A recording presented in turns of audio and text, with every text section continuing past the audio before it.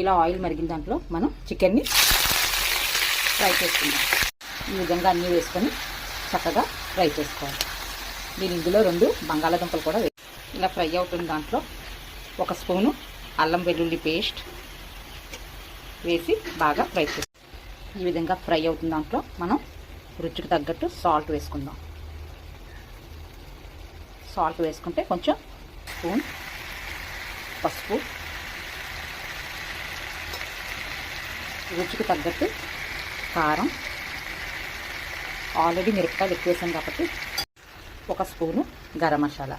నేను ఇందులోని ధనియాలు, జీలకర్ర, గరం మసాలా సామాన్లు, గసగసాలు అన్నీ వేసి పౌడర్ చేసి ఉంచాను. అది వేసుకోవాలి. 1 స్పూన్ వేసుకొని చక్కగా ఫ్రై చేసుకోవాలి. ఈ విధంగా ఫ్రై చేసుకొని మనం కొంచెం మూత పెట్టుకుందాం. అది మగ్గుతూ ఉంటుంది. చూసారా ఫ్రెండ్స్, మన చికెన్ ఫ్రై అయిపోయింది. మీరు కూడా ఇంట్లోనే ట్రై చేయండి.